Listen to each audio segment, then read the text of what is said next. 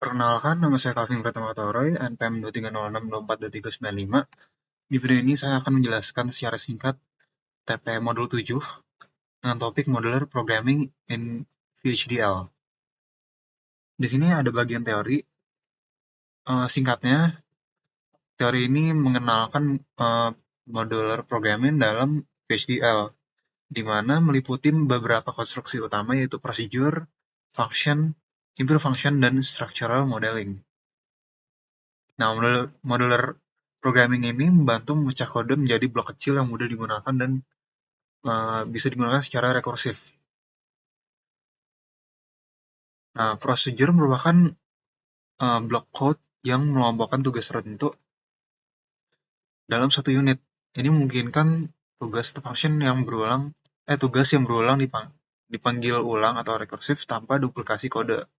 Ini merupakan contoh sintaksnya. Nah, prosedur ini tidak mengembalikan nilai langsung tetapi dapat memodifikasi variabel yang diberikan sebagai output. Lalu ada function dan import function. Function dalam VHDL digunakan untuk operasi yang membutuhkan hasil nilai langsung. Nah, function biasanya bersifat deterministik. Sedangkan impure function seperti pada di sini sintaks ini menghasilkan nilai yang tidak pasti berdasarkan faktor eksternal.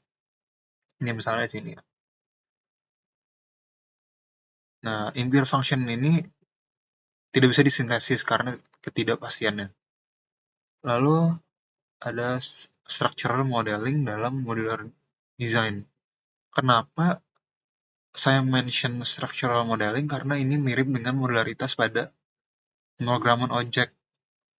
Karena structural modeling ini memungkinkan desain kompleks dengan menghubungkan komponen-komponen dasar. Oke, mungkin itu saja untuk bagian teorinya. Saya bakal skip ke bagian latihannya. Di bagian latihan ini, saya diminta untuk membuat rangkaian dengan kriteria sebagai berikut. Di sini diminta untuk membuat entity yang memiliki satu input dan output logic vector. Lalu ada procedure calculate yang menerima satu input dan output. Lalu procedure ini mengalihkan hasil dari compute dengan 2. Di dalam compute, input dikalikan dengan hasil dari impure random yang mengembalikan nilai acak 1 atau 2 dengan probabilitas berbeda. Di sini probabilitas yang 1 itu 60%, 2 dengan kemungkinan 60%. Menurut saya sendiri, ini agak janggal karena 60 ditambah 60 kan 120, jadi tidak add up to 100 gitu. Menurut saya lebih alangkah baiknya jika jumlah kedua probabilitas ini menjadi 100, misalnya 60 dan 40%.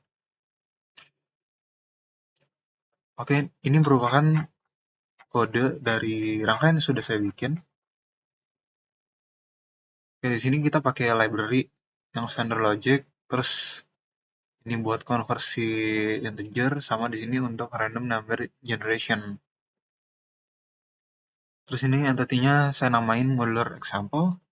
Inputnya ada 2, inputnya ada 1, terus outputnya ada 1 juga, masing-masing 4 bit. Lalu ini behavioralnya ada impure function, namanya itu impure random, yang bakal ngasilin angka acak. Nah, di sini seed 1 dan 2 digunakan sebagai variabel acak. Lalu uniform ini bakalan ngasilin nilai acak antara 0 dan 1. Nah, jika random value-nya kurang dari 0,6, bakal return 1. Jika lebih dari 0,6, bakal return 2. Lalu di sini ada procedure namanya calculate.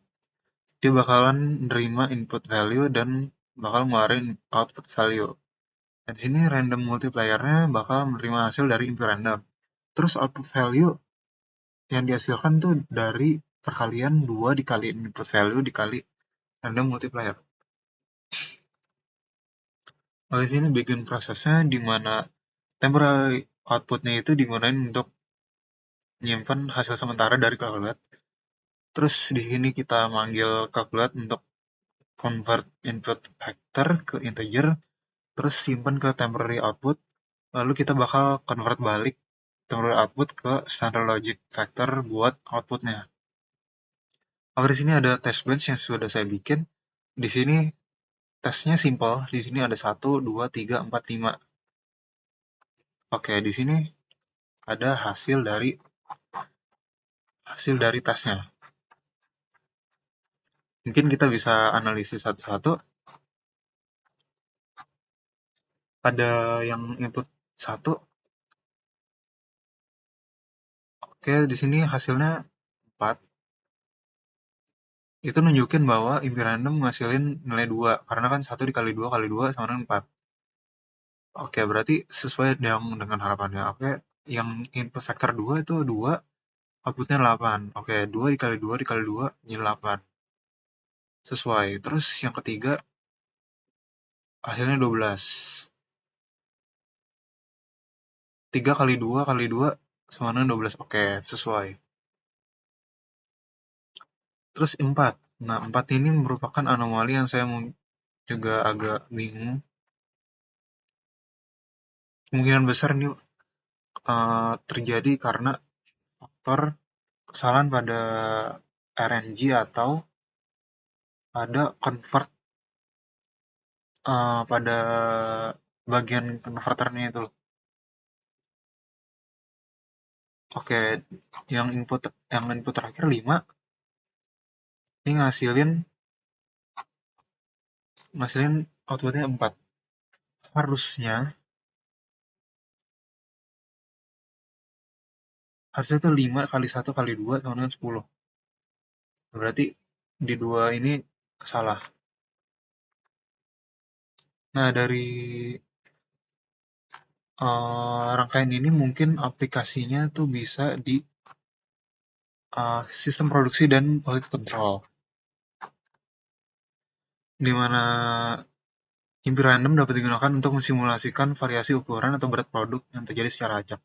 Lalu prosedur calculate menguji apakah produk berada dalam batas toleransi atau tidak, sehingga setiap produk yang lolos bisa terjaga kualitasnya. Nah, variasi acak dihasilkan sebagai pengaruh dari kondisi eksternal seperti suhu atau kelembapan. Mungkin itu aja penjelasan saya. Terima kasih.